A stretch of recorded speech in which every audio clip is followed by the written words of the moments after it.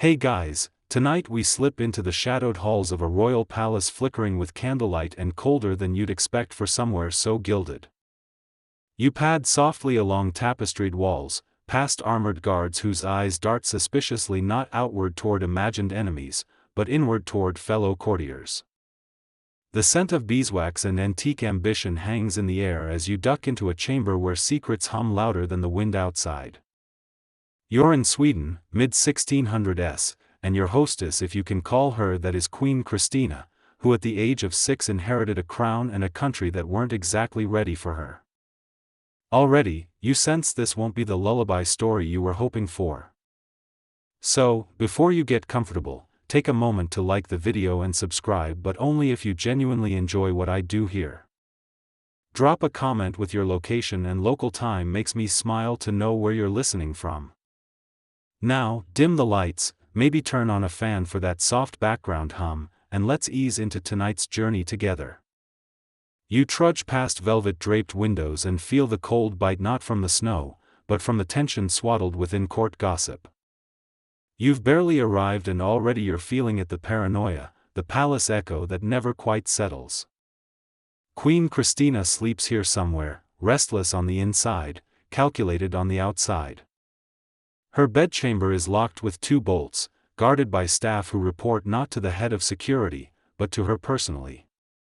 And underneath her pillow, soft with goose down and trimmed with lace, sits a pistol, loaded, oiled, and within arm's reach. You probably wouldn't survive one night in this place unless you had your own weapon handy, too. Historians still argue whether her fear was driven by credible threats or self-spun drama, but you catch on quickly that Christina didn't live in absolutes. Nothing was quite sane, nothing entirely reckless. Just a perpetual balancing act between decorum and danger. She built her reign like one of those Swedish cuckoo clocks, beautiful, a little chaotic, and stuffed with spring-loaded surprises. Tonight's setup is dramatic enough to make even Netflix blush. Christina's court is a strange carousel of nobles, dancers, theologians, and rogues, with everyone jockeying for proximity to power and avoiding proximity to her displeasure. You pass by portraits of her father, Gustavus Adolphus, a war hero, lionized to myth. That ghost haunts every corridor. She's constantly measured against him, and it's a legacy, both crown and curse. As night deepens, you feel how even stillness in this palace is performative. Christina's staff rotates nightly, no routines allowed. She's unpredictable, sometimes slipping from her bed to pace for hours with ink-stained fingers and eyes wide open. Rumor has it, she once left her own coronation feast early because the music bored her. So why the pistol? Maybe because sleep was the one time she felt vulnerable. You imagine her eyes half closed, listening for the creak of boots outside her door. She didn't fear war, she funded it. She didn't flinch at theological debate, she hosted it. But a dagger from a trusted advisor? That would come silently, maybe disguised in a lullaby. One mainstream fact here: Sweden under Christina was officially Lutheran, and her refusal to marry combined with her dabbling in Catholic rituals created murmurings of heresy. You overhear a chambermaid whisper that the Queen reads forbidden texts at night, books from Rome, sealed in gold leaf and smelling of incense. She devours Aristotle like midnight snacks, and once suggested that Descartes lecture her alone in her chambers. Not weird at all, right? Christina's dreams, if she had any, likely weren't soft and pastoral. You feel this in the sharp corners of her furniture and the overly padded footstools, as if the chamber expected sudden collapses. You notice no bells for servants, just a single rope, run straight to a hidden hallway only she knows. Clever, evasive, and maybe too clever for her own comfort. And that fringe tidbit you were waiting for: she once ordered portraits of herself dressed as a man, then sent them out to European courts as diplomacy jokes. Imagine getting a Tinder swipe from someone wielding both a rapier and a tiara. Christina would have matched with chaos every time. You press your hand lightly against her pillow, not that you dare lift it, and feel the slight dip where the pistol rests. Brass barrel, dark wood grip, and probably something engraved like "Fortune favors the paranoid." You almost hear her voice whispering that line with a smirk. She believed betrayal never slept. That was her bedtime story. And tonight, it's yours. The room shrinks as you rewind to a moment long before Thrones and Treaties, where Christina isn't yet a queen, just a peculiar girl scuffing the parquet floors with boots too big for her. You see her bare hands gripping fencing sabers at an age when others fumble dollhouse furniture. There's something offbeat about her from the start. Her governess reports that Christina prefers Latin grammar books to lace, and finds more comfort in philosophical arguments than lullabies. You watch her skimming dusty volumes while other children chase butterflies. She memorizes Roman military formations for fun, quoting Cicero before bedtime with that same sly grin she'll carry into adulthood. She even insists her tutors treat her as if she were a boy, not from confusion, but from a deliberate rejection of prescribed softness. Historians still argue whether this was gender rebellion or just Christina's flair for dramatic defiance, but her attitude never quite fit Sweden's chilly mold of regal daughters. She's the kind of kid who pokes at rules like they owe her an apology. Once, during a courtly banquet, she used her napkin to fold a caricature of a bishop's nose while everyone else sang hymns. One quirky tidbit you don't find in most textbooks: Christina claimed her birth was marked by a storm so loud that even the royal midwife swore she heard cannon fire. Whether that's true or just royal PR, you feel the metaphor echo. This girl wasn't delivered, she arrived as a forecast. While other girls learned embroidery, she practiced horseback riding until she could do it blindfolded. You picture her galloping through palace gardens, trailing laughter and torn hems like royal rebellion confetti. Mainstream accounts confirm that from a young age, Christina was educated as if she were a prince, which wasn't just symbolic. It meant military drills, legal studies, and being shown the maps of battle before she could tie her shoes properly. You feel the burden creeping in early. Despite her playful intellect, she's always watched by advisors and politicos who think she's either a genius or a ticking time bomb with a tiara. Her mother, Maria Eleonora, isn't a steadying presence. The Queen Dowager reportedly disapproved of Christina's habits, especially her refusal to dress appropriately. One court chronicler noted that Christina once arrived to a diplomatic tea wearing boots meant for hunting and a borrowed military coat.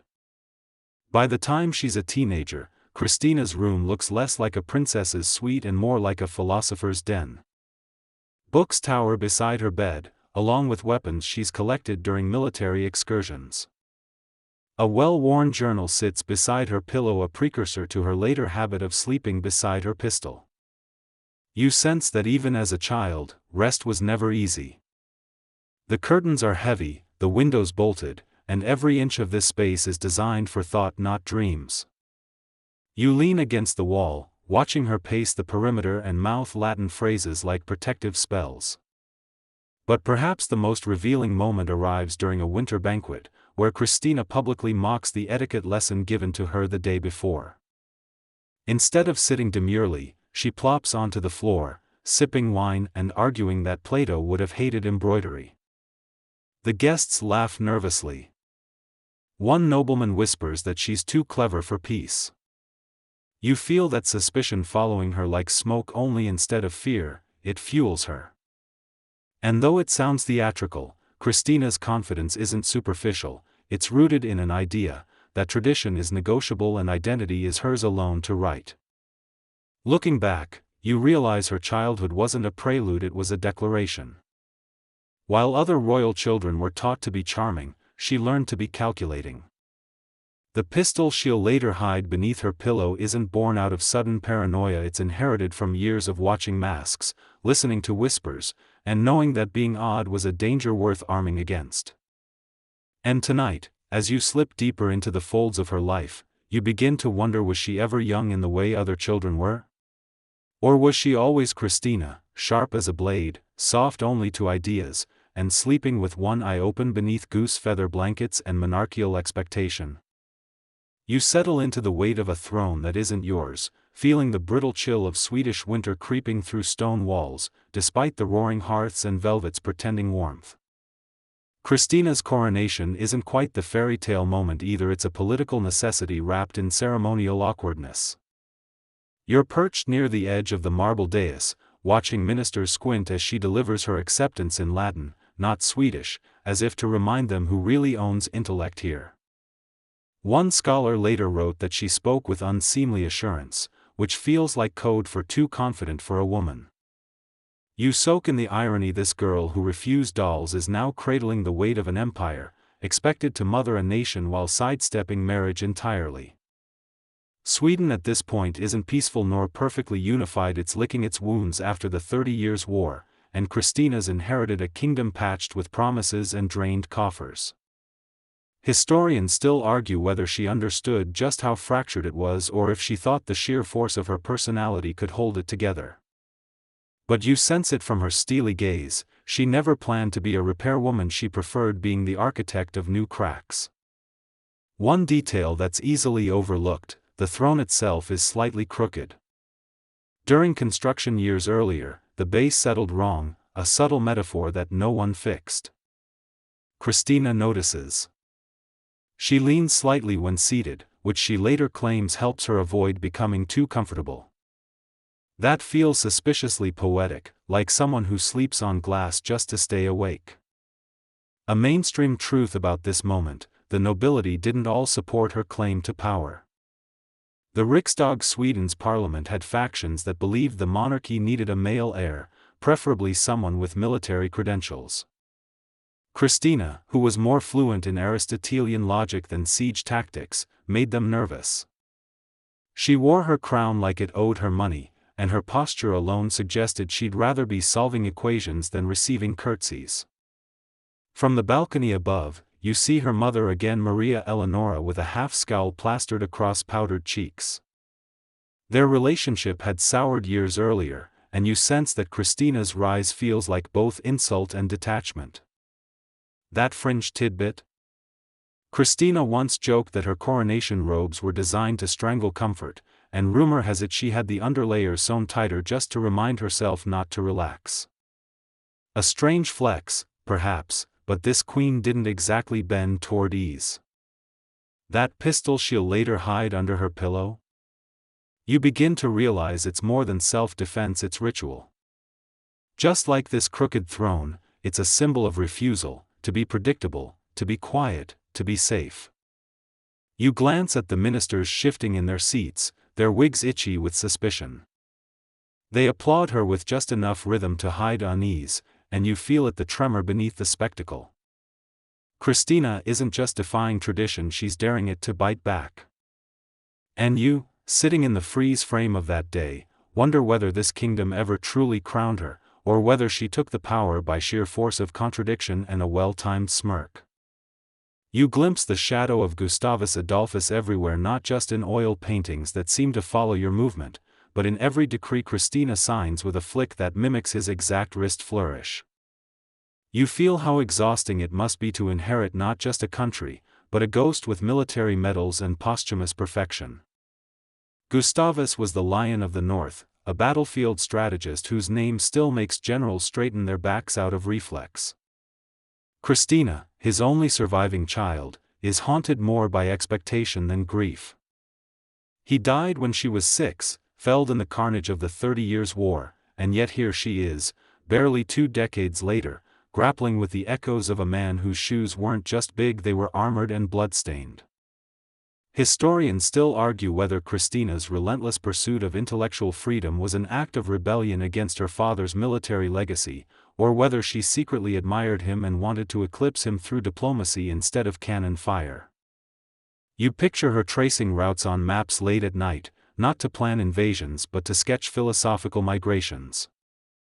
That subtle defiance lingers in every decision she makes, including one fact that mainstream narratives love to highlight: she invited René Descartes, the father of modern philosophy, to her court, not to help Sweden strategize but to teach her metaphysics. The irony? Descartes didn't survive the winter. He died in Stockholm after struggling to adjust to the cold and Christina's brutal 5 a.m. lesson schedule. You imagine her watching him shiver and thinking, if reason falters at dawn, it wasn't strong enough to begin with. A fringe tidbit floats in. Some chroniclers say Christina mourned Descartes by locking herself in her chamber and refusing soup, which in Sweden is basically political theater. You stand beneath a chandelier as courtiers murmur about Christina's relationship to her father. She never married, and some say it was because no man could live up to Gustavus's shadow, though others suspect she refused to compete with anyone who wore boots taller than hers. A moment later, you slip into the war hall, tracing your fingers along mahogany tables scarred by decades of diplomacy and conflict. Christina walks through here too, dressed like a huntsman, not a sovereign, dragging her fingertips along maps of campaigns she never fought, whispering strategy not to generals but to scholars. One advisor once said she led with her brain, not her blade, which in 17th century Sweden was like calling someone a unicorn in a gunfight. And that pistol, always loaded and beneath her pillow, starts to take on new weight, not just protection, but defiance. You realize that Christina isn't guarding herself from strangers. She's guarding herself from memory, from the lion's roar she never wanted to mimic.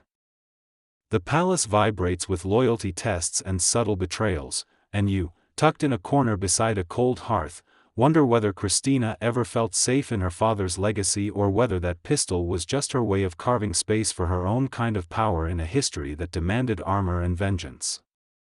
You join Christina in her favorite kind of gathering, not a royal banquet, not a war council, but one of her famously chaotic intellectual salons, a swirl of velvet chairs, half-drunk wine goblets, and arguments that crackle louder than the fireplace. You duck into the corner of the room where the smell of parchment mingles with perfume, and you witness a collision of minds and egos. Philosophers lecture over chessboards, poets recite verses, Christina interrupts mid-sentence, and actors perform impromptu monologues between spoonfuls of imported custard.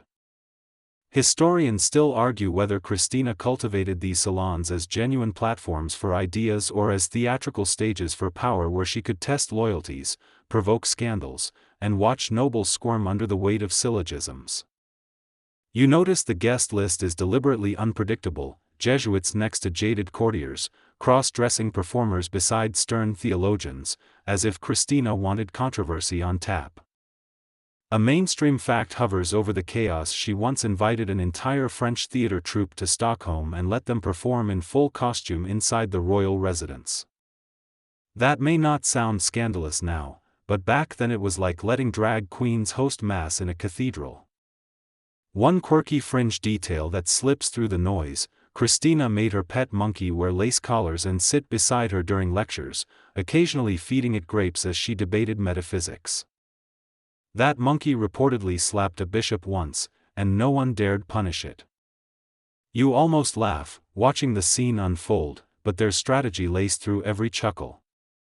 Christina listens as if every opinion is a sparring partner. She debates like she's fencing, quick, elegant, not afraid to jab below the belt. This is where she feels alive, and oddly, this is where the pistol under her pillow makes sense. It's not just for enemies, it's for lovers of silence. Christina fears boredom more than assassination. The night deepens, and you feel her court pulse like a caffeine-fueled study group built into Versailles. It's witty, wild, and deeply unpredictable. Someone quotes Seneca, and Christina responds by tossing a candied date across the room, which lands miraculously on the speaker's collar. You can't tell if it's performance or provocation, but that's the thrill here: ambiguity rules. Later, she retires not to her regal suite but to the messy study behind the chamber, where she'll sleep surrounded by half-read scrolls and unanswered letters.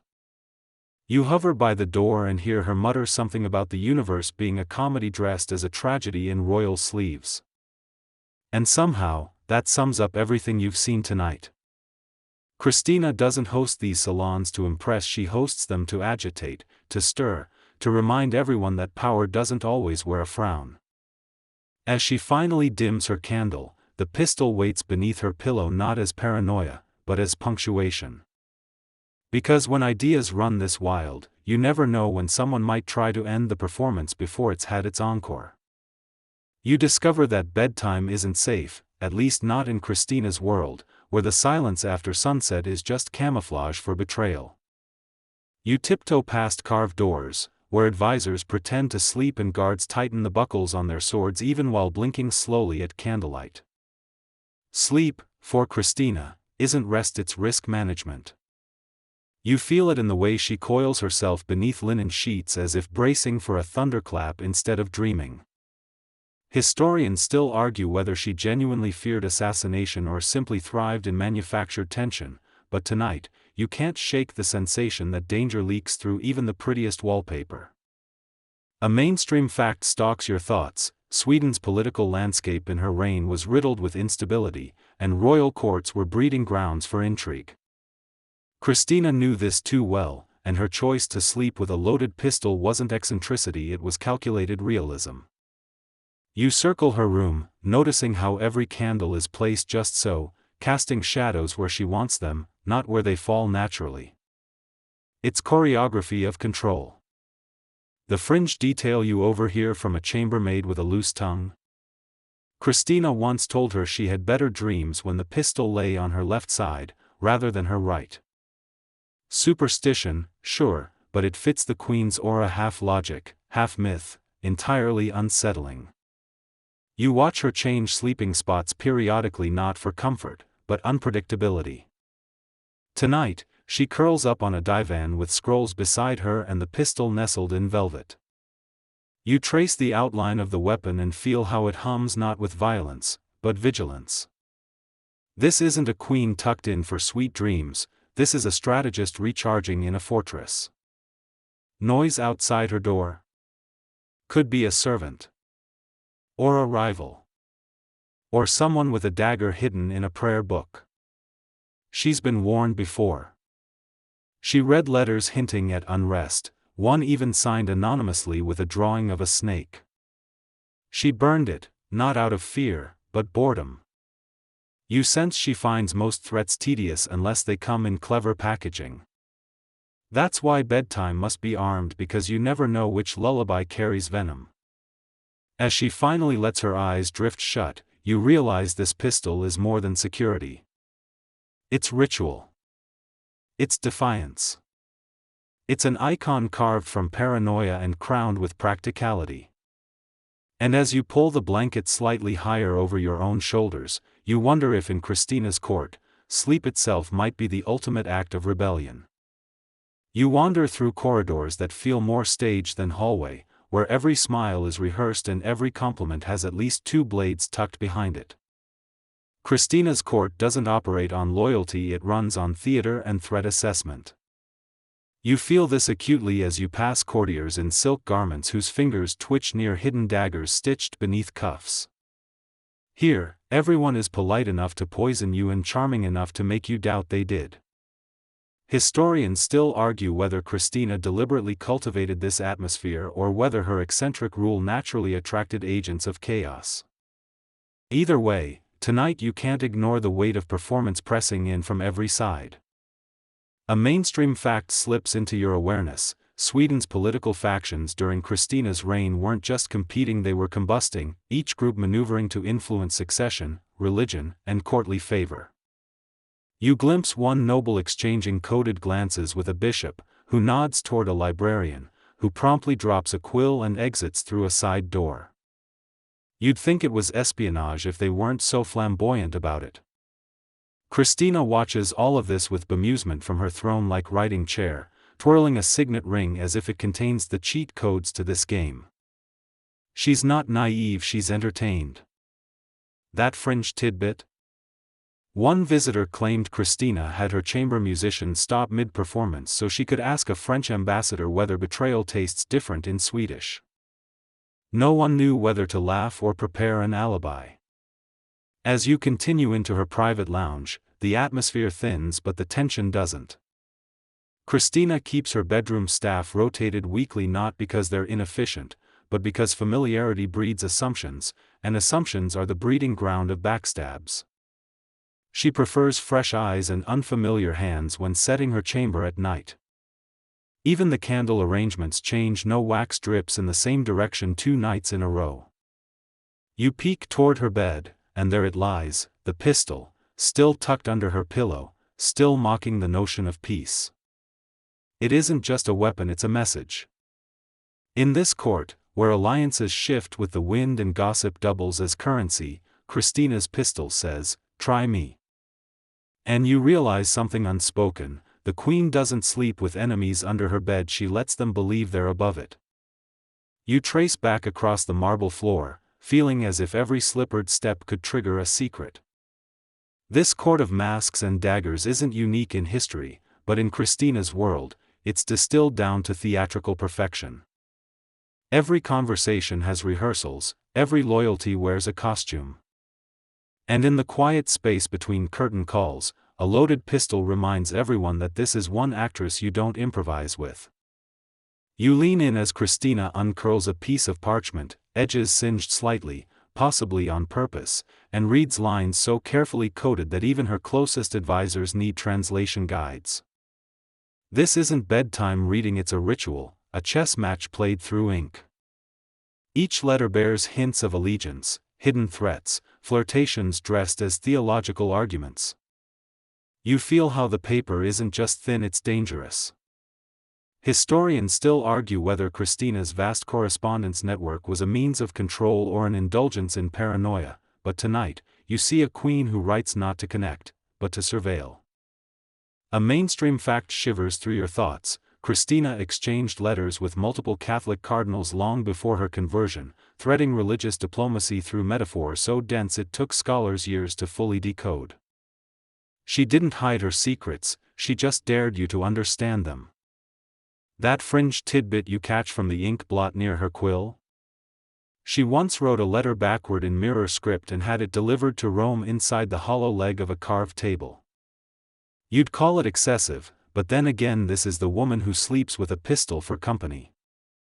You hover near her study, watching as she drafts another message by candlelight, one elbow on an atlas, the other hovering like a falcon ready to strike.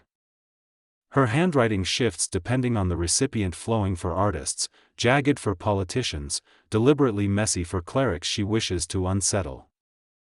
You realize each line carries not just words but temperature, posture, intention. She reads them aloud to herself, lips barely moving, testing their rhythms like spells. Some nights she dreams in letters, you're told, whispering diplomatic phrases into the void like lullabies for the geopolitically frustrated. She doesn't sleep so much as recharge each letter a blood transfusion from her vast empire of secrets. That pistol beneath her pillow? It's less protection than punctuation. An exclamation mark, waiting for anyone who misunderstands the sentence. You trail your gaze to the fireplace where earlier correspondence burns. Not torn, burned. She destroys what she's outgrown, not what she regrets. You see a wax seal melt into a crest of lion and laurel and feel the old ghost of her father smirk in the ash. Christina believes in information like others believe in armor. Letters to her were blade and bomb, strategy and seduction, and each one brought the possibility of betrayal wrapped in a flattering salutation. That's why you linger just a bit longer, watching her fold the paper with delicate fingers and place it beneath the pillow alongside that ever-present pistol. One letter. One bullet. Both aimed with precision. Sleep, you realize, has terms and conditions. You descend into the murmurs of midnight confessions and tangled sheets of gossip that stretch well beyond the edges of Christina's royal bed. This chamber, with its heavy drapes and velvet cushions, holds more than sleep, it holds secrets, sticky and whispered, passed from maid to valet to minister with the urgency of smuggled spice. Christina's personal life is a maze without exit signs, full of speculation and embroidered exaggeration. Historians still argue whether she had any lovers at all or if her romantic detachment was part of a deeper strategy to keep everyone guessing and off balance. One mainstream fact floats by: she refused to marry despite pressure from nearly every political corner, declaring at one point she had no inclination to be commanded. In a world where queens were expected to breed heirs like fine horses, such a statement was more than scandal, it was a cannonball lobbed at dynastic tradition.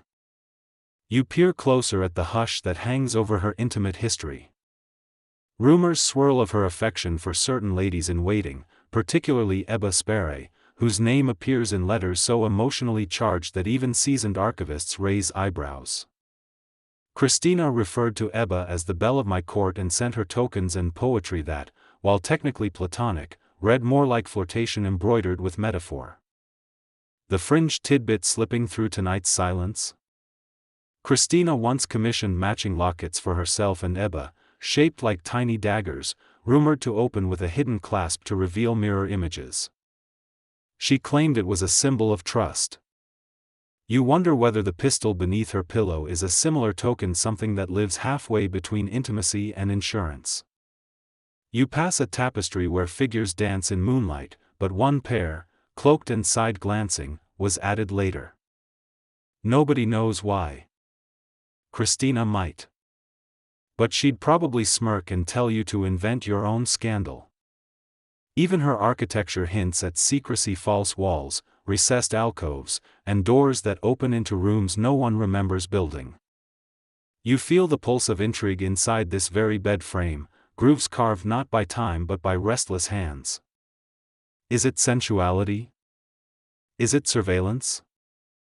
The chamber resists definition. Even the pillows feel slightly uneven, as if weighted with hidden compartments, and the scent of lavender is just strong enough to mask something else: gunpowder, maybe, or the perfume of a visitor who was never announced. You realize her bed isn't just a resting place, it's a battlefield where alliances were tested in whispers and affections performed like operas. That pistol? A participant in every nocturnal opera, tucked under her head like a stage cue. You picture Christina waking suddenly at 3 a.m., eyes wide and daring. Not from nightmares but from memory. Memory that includes promises, secrets, bodies pressed together for warmth, and soft betrayals spoken with gentle lips. Tonight, you sleep on edge, not because of what you've seen but because of what you'll never quite confirm. You dodge gossip like flying lace fans at a court ball where the mood is stiff and expectations tighter than corsets. Christina's views on marriage? They come with more sarcasm than sweetness, and her refusal to wed is less rebellion and more strategic middle finger to dynasty. You sit through one of her state dinners as visiting nobles tiptoe through conversation, each trying to slip a suitor suggestion between bites of venison. Christina listens, nods politely, then ruins dessert by declaring matrimony a prison with fancy curtains. Historians still argue whether her aversion was rooted in personal identity, political philosophy, or sheer distaste for men with powdered wigs and no punchlines. The mainstream fact is that she never married, despite mounting pressure from the Riksdag and foreign dignitaries, some of whom sent portraits, poems, and even pedigrees for review. Christina responded once by mailing back a single shoe. No explanation. Just the shoe. The fringed tidbit resting lightly over your shoulder tonight? Christina's lady-in-waiting, Ebba Sparre, frequently slept in the Queen's chamber, sometimes on the floor, sometimes not, and was introduced at foreign courts as the Countess's darling, which is diplomatic speak for "we're not explaining that." You trace the edges of court tapestries that show pastoral scenes, but a closer look reveals one woman holding another's hand behind a hedge. Artistic coincidence? Possibly. Royal wink? Definitely. You tread softly through her chamber as she hovers over a Latin translation of Lucretius, scribbling notes in the margins, underlining lines about chaos and atoms. You realize she prefers science to sentiment, metaphysics to moaning, and perhaps her pillow pistol is simply her substitute for companionship. It doesn't demand, doesn't whimper, doesn't force compromise. Just waits. You hear a valet whisper to a page that Her Majesty values ideas over bloodlines, and you can't help but smile. Christina once declared that if she ever did marry, it would be for novelty, not necessity. She hated the ritual, the expectation, the script. Marriage wasn't partnership, it was surrender. You brush past a mirror in her dressing room, where Christina once scolded her reflection for looking too feminine, and told a chambermaid that she'd rather wear ink than rouge. And maybe that's the heart of it. Christina didn't just decline marriage, she dissected it, laughed at it, and set fire to the contract before anyone could ask her to sign. That pistol tucked under her pillow? It's not just protection from poison or political coups. It's a nightly reminder that her bed belongs to no crown but hers. You sip wine with politicians who smile like stage actors rehearsing their betrayal lines, and you realize diplomacy in Christina's court isn't peace, it's poker with daggers. Everything here runs on subtle glances and veiled insults tucked inside formal greetings. You sit near the edge of a carpet where foreign ambassadors argue over seat placements, not because it matters, but because status leaks through upholstery. Historians still argue whether Christina encouraged this powdered chaos or merely tolerated it for entertainment, but you feel how she thrives in rooms with too many agendas and too few honest faces. A mainstream fact rings clear: she tangled frequently with French and Spanish diplomats who doubted her intentions and accused her of favoring enemies just for philosophical flair. Christina didn't bend to alliances, she bent alliances to her moods.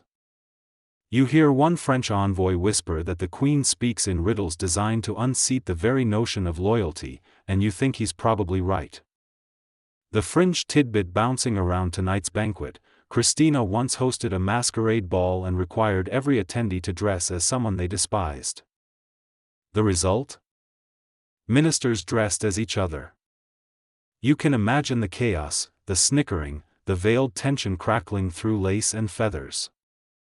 You find her afterward holding court with her most trusted advisor, a woman, of course, debating moral relativism while sipping from a cup shaped like a lion's head. Her chambers smell like rosemary and graphite, the latter from all the diplomatic sketching she does by candlelight. Treaties, to her, are drafts. You notice her maps crisscrossed with alternate routes, not for armies but for ideas. One path leads to Rome, another to Paris, a third to nowhere, labeled just in case. You feel the wariness behind every inked line. That pistol beneath her pillow isn't for battle, it's for boardrooms. Because in Christina's world, the battlefield isn't out there, it's right here, under silk chandeliers and between sips of sherry, where a misstep could cost your influence or your life. She listens to political theories as others listen to lullabies, absorbing them not for agreement but for leverage. When one minister tries to corner her into a commitment, she responds with a Latin quote about slippery fish and smiles while dismissing him with a nod so polite it stings. You realize she doesn't fear war, she fears bureaucracy. And that pistol? It's her exit strategy if anyone ever tries to bind her to paperwork with no poetry. Tonight, the court is quiet, not because everyone's asleep, but because everyone's calculating. Christina rests not comfortably, but alertly. You sense her dreaming in syllogisms, ready to draft a treaty at dawn or aim at hypocrisy at midnight. You follow Christina through spiritual labyrinths, tiptoeing between candlelit altars and political landmines as her flirtation with Catholicism begins to tangle with Sweden's Lutheran backbone. Religion here isn't faith, it's geometry, and Christina sketches every angle with unnerving precision. Historians still argue whether her interest in Catholicism was genuine or a calculated maneuver to unsettle her Protestant advisors and rebrand herself on the European stage. Either way, you sense tension behind every prayer. The mainstream fact surfaces easily: Sweden was a staunchly Lutheran nation, and Christina's correspondence with Rome caused an uproar that made her court tremble under powdered wigs and theological anxiety. Her spiritual ambiguity translated into political chaos, and you feel the ripple even tonight, as she studies Catholic texts beside a flickering icon smuggled from Venice. She doesn't display faith so much as dissect it, unbothered by blasphemy allegations and amused by ecclesiastical gossip. That fringe tidbit rustling across the velvet-lined shelves? Christina once staged a mock excommunication of one of her ministers, not out of anger, but boredom. She read a decree, lit incense, and told him to repent or resign, then laughed and offered him a pear. You imagine Vatican officials weeping into their cassocks. Inside her bedroom, religious symbols are hidden in plain sight: a rosary tucked into a poetry book, a crucifix used as a bookmark in Lucretius. Her spiritual curiosity isn't quiet, it's flamboyant and intellectual, and her court responds like it's watching someone juggle torches above a lake of holy oil. Christina's advisors squirm, fearing she'll trade Protestant tradition for papal approval and drag Sweden toward Rome with the elegance of a rebellious ballet. That pistol under her pillow? It starts to feel like a metaphorical shield against dogma. Not just self-defense, but ideological armor. You lean into the whispers of her chambermaids, who say she reads Catholic sermons aloud just to see who flinches. Tonight, she pens a letter to the Pope, part admiration, part philosophical banter, part disguised diplomacy. She signs it in gold ink, then tosses it onto her nightstand beside the pistol. You realize she doesn't want conversion, she wants options. Options that make her enemies nervous and her allies confused. As she finally slides beneath her sheets, the pistol nestles into its usual place, as if to remind every theologian in Sweden that belief isn't just a holy matter, it's a tactical one. You pack your bags with Christina, but not with the quiet resignation of a queen giving up, more like an artist finishing one act and storming off stage in dazzling rebellion. Abdication in most monarchies is a hushed affair, cloaked in shame or reluctance. But not here. Christina doesn't bow out, she exits with fireworks and philosophical footnotes. Historians still argue whether her decision to leave the throne was spurred by exhaustion, ideological discontent, or the urge to break a system she'd always performed more than believed in. The mainstream fact zips through your thoughts. In 1654, Christina formally abdicated the Swedish crown in favor of her cousin Charles X Gustav, citing personal inclination as the reason, which is regal for "I'm bored and done pretending." You stand beside her carriage as servants load crates of books, exotic pets, religious artifacts, and a mirror she swears reflects thoughts rather than faces. No one knows where she's headed exactly, but rumor points toward Rome, far from Lutheran rigidity and closer to the Vatican's velvet theatrics. The fringe tidbit bouncing amid the bustle? Christina reportedly refused to wear ceremonial robes during the abdication and instead dressed in a suit inspired by Spanish nobility, confusing half the court and delighting the portrait artist who captured the chaos. You feel the pulse of defiance in every movement. This isn't retirement, it's reinvention. Her advisors flinch as she flings titles into the air like unwanted confetti: no more Your Majesty, no more royal seal, just Christina, and maybe a pistol still tucked under her travel cushion. She tosses a farewell glance at the palace windows and mutters something about ceilings never being high enough. You follow her into the early mist of exile, not with dread, but curiosity. She's shedding Sweden like old lace, brushing off duties with the elegance of someone escaping a stifling dinner party. That pistol? Still with her. Because while thrones may come and go, trust doesn't grow faster just because borders do. As the carriage wheels creak into motion, you feel her smirk solidify into resolve. Christina didn't flee the crown, she closed the book, inked a new cover, and titled it "Don't Wait for Permission." You stroll with Christina through Rome's papal halls, where the air smells like incense and antique ambition, and the mood is both contemplative and performative. She doesn't arrive like a repentant exile but more like a traveling philosopher with a flair for drama and just enough cash to commission awkward sculptures. Historians still argue whether her conversion to Catholicism was spiritual evolution or theatrical rebranding, but you feel how Rome becomes less refuge and more Renaissance. The mainstream fact wraps around your thoughts. In 1655, Christina converted formally to Catholicism in Innsbruck, arriving later in Rome to full ceremonial pomp, welcomed like a prodigal celebrity by the Vatican.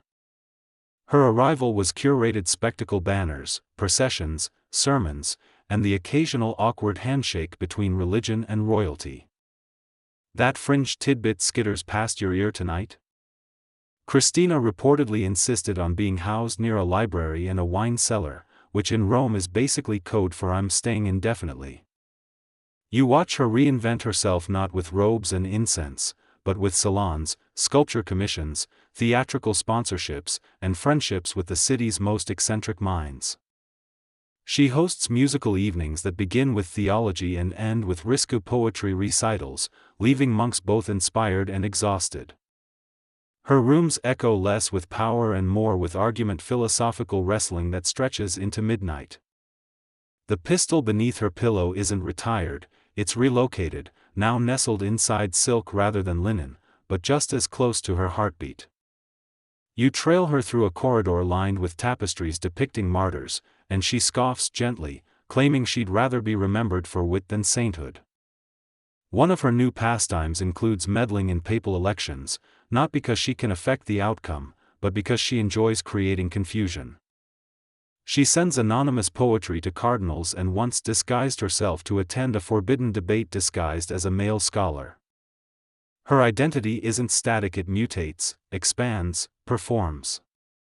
You find her tonight lounging among manuscripts, quoting Horace with a flower tucked behind one ear and the pistol peeking out from a velvet case like a curled whisper. Rome didn't tame her, it gave her new props. As you watch her drift to sleep beneath a painted ceiling of angels mid-flight, you feel the tension still coiled beneath the serenity. Christina never abandoned power, she just re-scripted it. And while the throne may be Swedish history, the drama still belongs to her.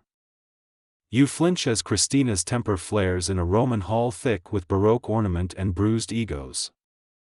She's mid-dispute with a nobleman who dared question her expenses, and what started as a spat over wine invoices explodes into accusations about loyalty, politics, and moral debt. The nobleman gestures too sharply, gets too close, and without breaking eye contact, Christina's hand reaches for the pillowcase where she's tucked her old Swedish pistol, still oiled, still loaded, even in exile. Historians still argue whether she truly intended to shoot him or simply wanted the gesture to sting loud enough to echo through the Vatican. One mainstream fact etched into the marble of this memory: Christina did, in fact, draw her pistol during an argument in Rome, a rare documented instance of her weapon leaving the sanctuary of nighttime paranoia. The fringe detail slinks into view. Some observers claimed she grinned as she aimed, not with cruelty, but with theatrical flair, perhaps relishing the moment more than the outcome. You don't hear a shot.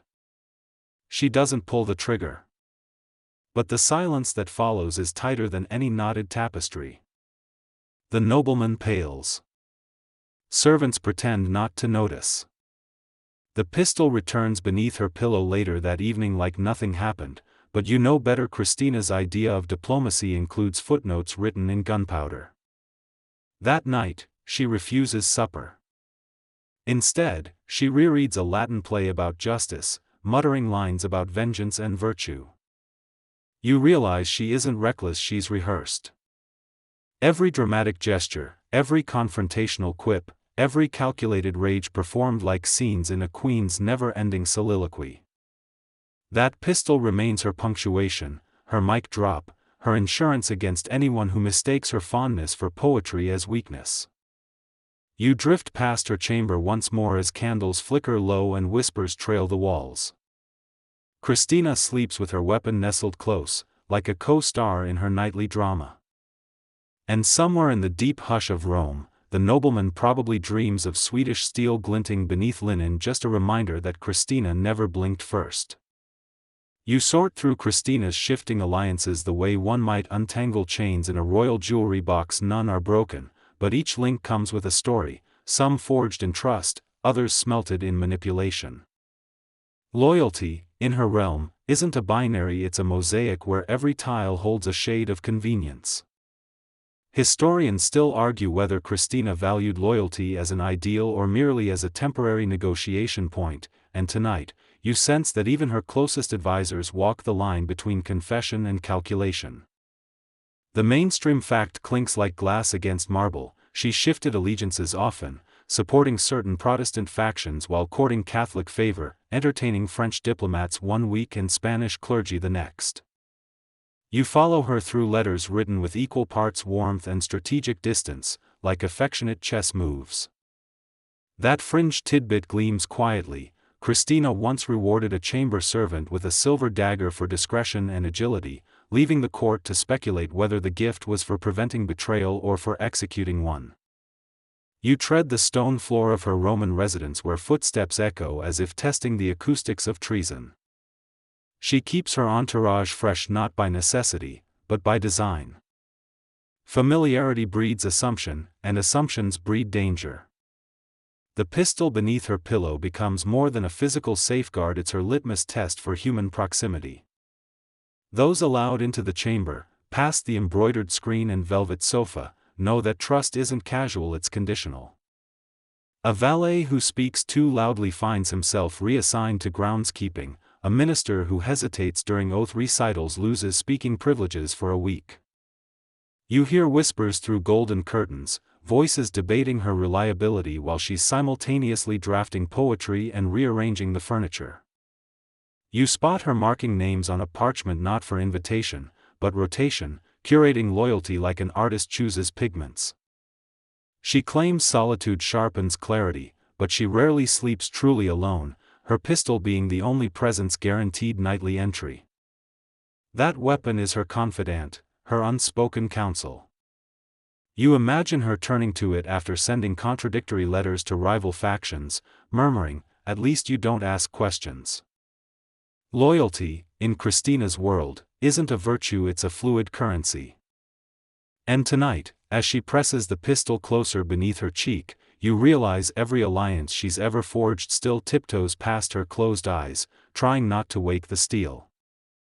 You pace through Christina's sleeping chambers with the uneasy sensation that bedrooms were never meant to feel like war rooms. Her mattress is draped in brocade, her sheets delicately scented, and yet there's a grim calculation in every corner, the kind found more often in a general's tent than a queen's sanctuary. Her bed doesn't invite dreams, it houses strategies. Historians still argue whether this elaborate setup was defensive, ritualistic, or symbolic, but you feel its purpose without needing a verdict. The mainstream fact whispers through the soft creak of floorboards. Christina's bedroom was modified to include secret compartments, escape routes, and custom furnishings built to host both scholars and bodyguards. It's less chamber and more fortress. The fringe detail glinting in candlelight? She reportedly kept 3 versions of the same pistol under different pillows, not duplicates, but unique configurations suited to weather, weight, and even mood. You examine the layout, mirrors angled to watch doorways, books placed not just for reading but to hide coded notes. A porcelain bowl near the foot of the bed contains dried herbs said to repel bad dreams. The curtains are lined with heavier fabric than necessary, not for warmth, but to muffle sound. Christina's nightly routine includes testing the lock twice, adjusting pillow placement like a cartographer fine-tuning a map. You feel how sleep doesn't come gently, it arrives like an intruder she negotiates with. Servants change linens with the precision of surgeons, anything too wrinkled is replaced without question. One chambermaid once joked that Her Majesty's dreams require ironing, and was promptly transferred to the stables. The pistol beneath her pillow is more than iron and wood, it's a co-star in her nocturnal choreography. She touches it before sleep like some people recite prayers. You imagine her murmuring Latin phrases not for peace, but power, each syllable calibrated to keep fear at bay. On nights when tension runs especially high, she wears her boots to bed. Not because she expects trouble but because she refuses surprise. You sit on the velvet stool at the foot of her bed, absorbing the echo of centuries in the hush. Christina doesn't just sleep here, she prepares, performs, survives. And as the flame dims beside her nightstand, the pistol remains awake even when she doesn't. You chase Christina's impulsive escapades with the rhythm of someone following a parade that occasionally explodes into smoke bombs and Latin poetry. She doesn't walk through history, she gallops, sometimes literally. One snowy night she's spotted riding bareback through Roman streets dressed like a cavalier, another she vanishes from a diplomatic reception mid-toast, leaving a trail of half-eaten olives and bewildered ministers.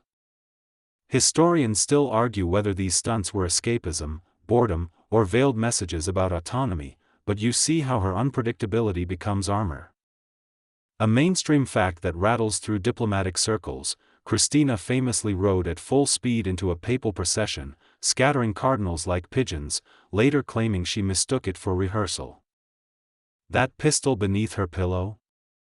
You begin to understand it's not just protection, it's consistency in a world she delights in appending. The fringe tidbit tucked under tonight's chaos? Christina reportedly disguised herself as a servant just to wander Naples unnoticed, slipping into taverns and opera houses, one time allegedly correcting an actor's Latin mid-performance. You hear the guards grumble that no one quite knows where she'll be until she's already somewhere else with philosophical quips and a dramatic hat. Her antics aren't tantrums, they're theater, a defiance of routine designed to keep her audience anxious and intrigued. You join her as she storms through a rain-slicked courtyard, grinning, face streaked with ink from a dropped manuscript. She's fleeing boredom, not enemies, and her chamber becomes less a sanctuary than a launchpad.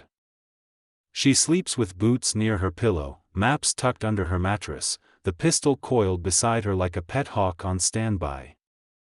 There's a rumor among her valets that she once ordered a horse saddled at 3 a.m., just because her dream reminded her of Carthage.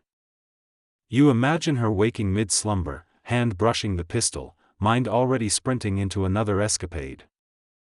Christina doesn't retreat into sleep, she teeters on its edge, ready to leap out again with a quote, a prank, or a midnight gallop through history's spotlight. You eavesdrop on whispers in marble corridors where powerful men speak softly, not out of respect but fear, their voices feathered with caution whenever Christina's name is mentioned.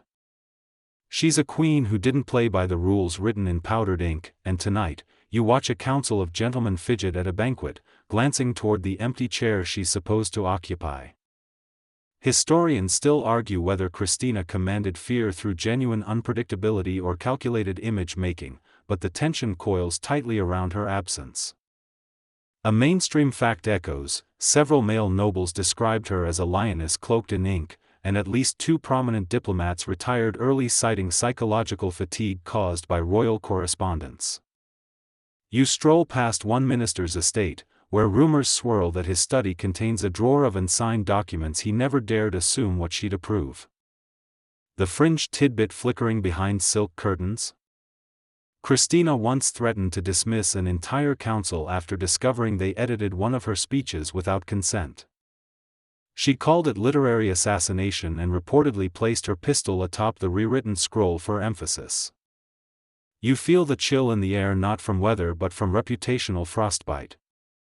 Men in her orbit tiptoe around her rhetoric, unmoored by the fact that she knows more languages than they do insults.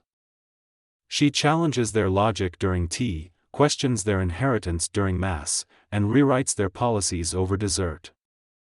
You join a group murmuring by candlelight about that time she stared down 3 cardinals and a soldier during a dispute over naval funding. She didn't raise her voice, she sharpened her gaze. That pistol beneath her pillow isn't merely steel, it's symbolism, distilled down to one word: consequence. The guards know better than to enter without knocking 3 times and calling her title in Latin. The advisors know better than to speak unless they've rehearsed twice and worn dull colors. Even her rivals overseas draft their criticisms with disclaimers, as if afraid she'll reply with Shakespeare and ammunition. Tonight, you rest in a palace where power hums beneath veils and velvet, and the pistol sleeps with its queen, ready to defend against men who flinch too easily in the presence of brilliance that bites. You get tangled in powdered perfume trails and whispered glances as Christina's world of female friendships unfolds, not like a diary but a novel with missing pages and suggestive margins. Her connections with women ladies-in-waiting, artists, diplomats' wives don't obey the era's guidelines, and you feel the tension slip between laughter and legend. Historians still argue whether her intimate bonds with women were romantic, platonic, or just provocatively unclassifiable, but you sense tonight that they were all 3 and neither. A mainstream fact powder puffs its way into memory: Christina maintained a deep and unusually expressive correspondence with Ebba Sparre, once introducing her as my beloved to foreign courts and sending letters so drenched in poetic devotion they could double as sonnets. You find yourself in a dressing room where scented envelopes pile beside a mirror, each one sealed with wax and mystery. One bears a lipstick imprint unusual for a queen who mocked cosmetics, and inside is a folded drawing of two swans swimming away from a crown. The fringed tidbit slipping between silks and sighs. Christina commissioned a miniature portrait of a fellow noblewoman, hidden inside a locket shaped like a theater mask. She claimed it symbolized hidden joys, which in royal code translates roughly to "I'll explain never." You drift past tapestries of mythological women, many stitched with peculiar expressions, grinning, defiant, holding scrolls and daggers. Christina once ordered these scenes revised so the women appear stronger than the gods around them. You peek into her bedchamber where gifts from her female companions rest on polished trays, perfume bottles shaped like quills, gloves embroidered with veiled poetry, one velvet slipper that matches none of her known footwear. You overhear a valet whisper that when Ebba left the court, Christina wore one of her rings for a week and slept on the floor, not out of grief but to feel unroyal for once. The pistol beneath her pillow still remained, untouched yet present, as if to guard memories more tender than political ones. You recognize that her relationships with women weren't rebellion, they were refuge. They lived in coded language, body proximity, synchronized giggles, and the kind of secrets that lace themselves through folklore long after everyone's gone. Christina didn't just defy courtship, she rewrote intimacy in a script so personal even history blushes trying to decipher it. Tonight, as she presses her head against the mattress, the pistol doesn't aim outward. It watches over emotional terrain more vulnerable than any battlefield. You tally the many ways Christina might have died, not in battle or illness, but in whispers, plots, and mistakes performed under chandeliers. Her life reads like a checklist of near misses, each moment preserved with just enough ambiguity to keep historians circling like cautious birds. Christina was never easy to corner, and that pistol beneath her pillow wasn't a souvenir, it was insurance. Historians still argue whether her instincts were sharpened by experience or paranoia, but either way, tonight you stand in a room built to outlast betrayal. A mainstream fact winds through the candlelight: multiple assassination attempts were rumored throughout Christina's reign and exile, including a plot involving a poisoned cup that never reached her lips thanks to a timely distraction by her monkey. Yes, that monkey again.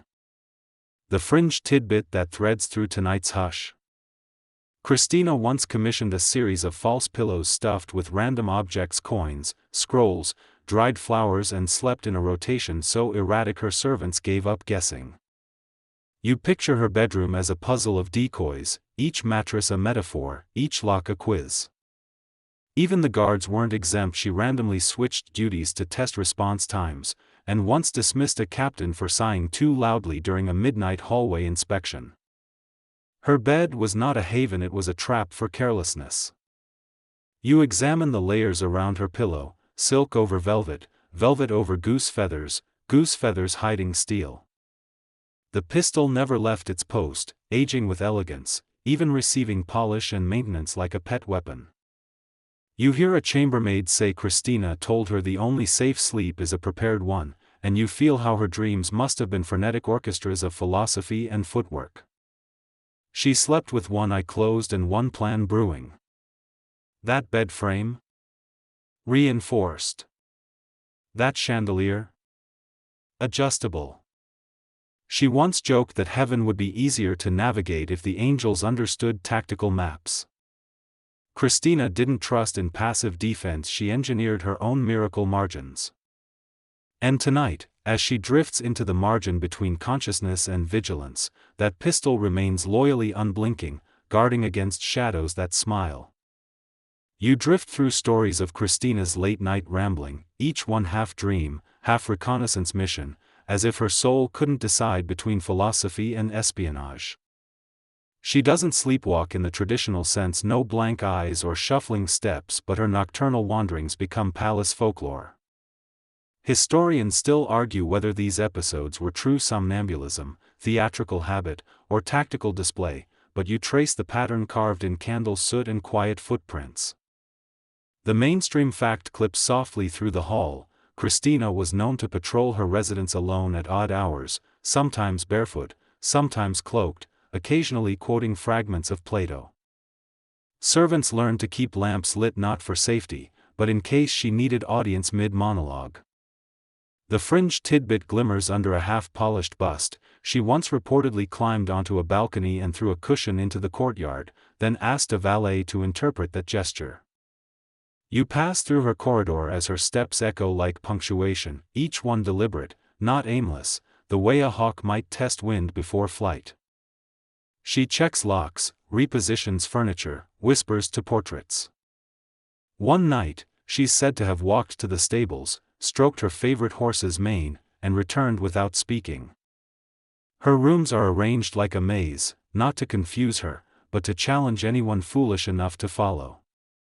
You inspect her desk, pen uncapped, ink still wet, as if she paused mid-thought to rehearse a conversation with an invisible critic. That pistol beneath her pillow doesn't rest tonight, it travels with her, holstered under a shawl dyed deep royal purple, more superstition than fashion.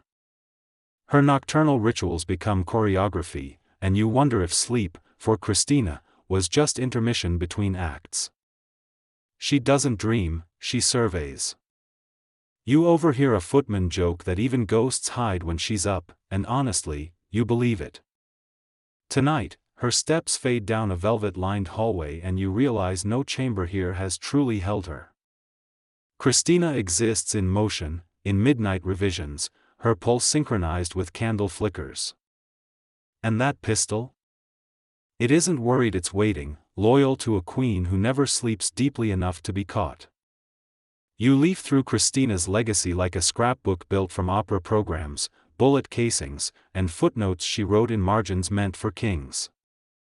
Her story isn't clean, it's tangled, theatrical, and stitched with contradictions sharper than her sword and wittier than her essays. Historians still argue whether she lived as a monarch, a misfit, or a myth in progress, but tonight you feel the residue of a life too textured to flatten. The mainstream fact glows faintly. Christina's post-abdication years weren't idle retirement but cultural renaissance. She became a patron of the arts, founded academies, sponsored composers, and tangled herself in papal politics just for the sport of it. Her influence stretched beyond Sweden's borders, nudging Europe toward intellectual sparkle even as her crown gathered dust. The fringed tidbit tucked inside a basilica stairwell? Christina reportedly sent letters to young thinkers across the continent, signing them with coded names like Echo of Night or Listener of Storms. One recipient claimed he kept her note under his pillow until death. You peek into her final residence, modest but brimming with manuscripts and mismatched furniture. She sleeps surrounded not by gold, but by ideas, her pistol still faithfully tucked beneath velvet, not for danger now, but perhaps as ritual, as anchor, as punctuation. Servants say she spent her last years editing a play that no one else could decipher and that she once tried to commission a statue of herself cloaked, unreadable, smiling sideways. You feel her legacy reverberate like wineglass laughter after everyone's left the party. Christina didn't leave behind heirs or dynasties. She left resonance. Her name became shorthand for complexity, for queens who dared ink instead of lineage, for rulers who slept with weapons not to fight battles but to defend nuance. Tonight, as her final candle gutters out, and Rome continues without her, the pistol rests not as threat, but as memoir, a steel monologue from a life never spoken softly. You watch Christina's funeral not through tears but candle smoke, where every flicker feels like applause for a life too bold for silence.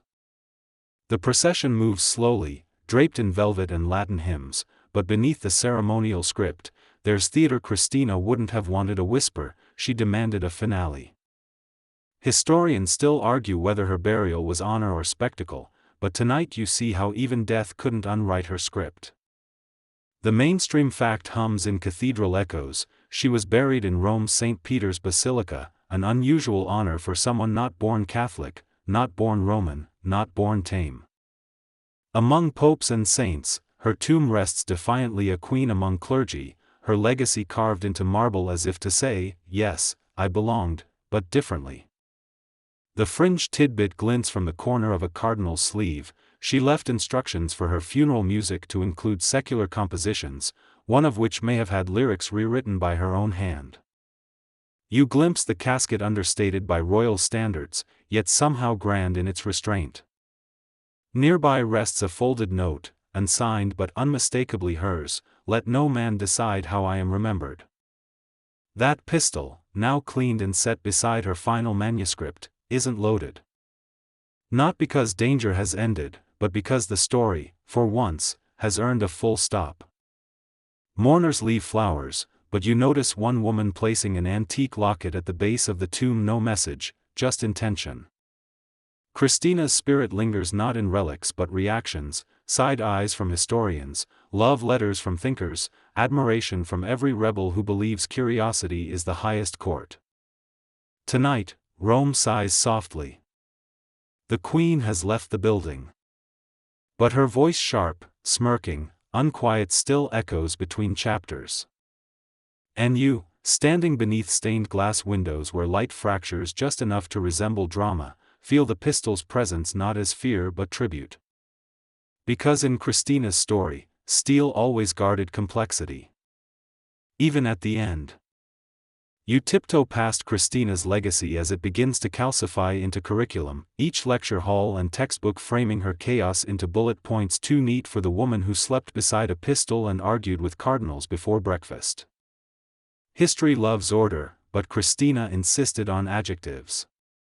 She slips into syllabi reluctantly boxed under eccentric monarchs, footnoted beside philosophers, occasionally mistaken for an anecdote instead of an architecture.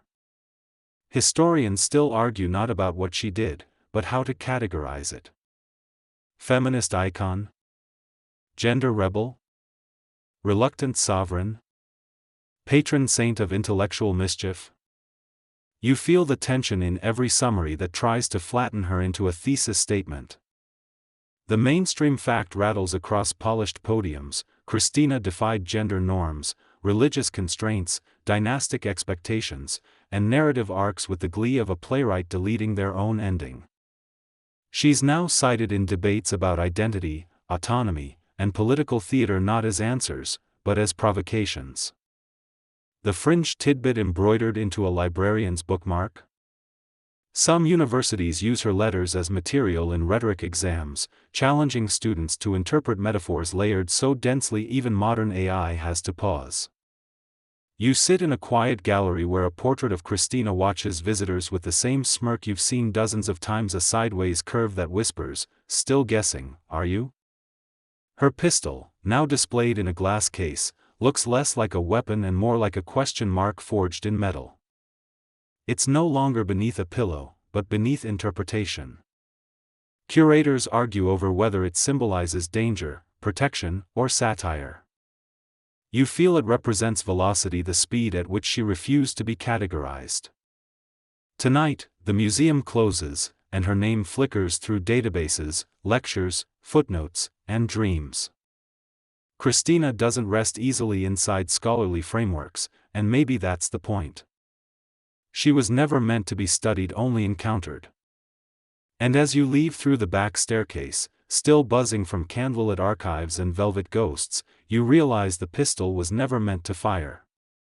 It was meant to remind us, stories don't owe us neatness. Some queens rule empires. Christina ruled contradictions.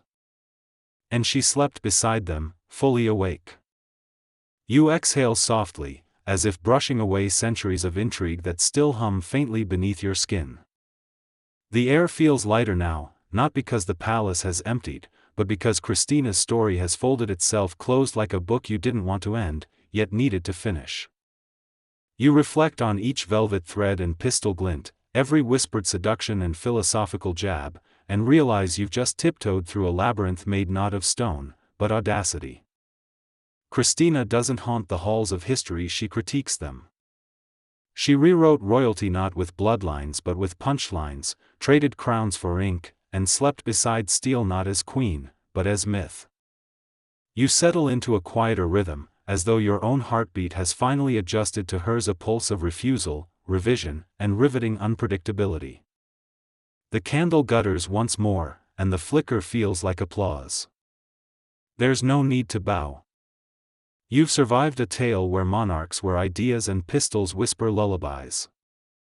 You pull the covers higher, not in defense, but in reverence, and let sleep come slowly, like a scholar tiptoeing toward rest after binge-reading brilliance. The echoes fade. The curtain falls.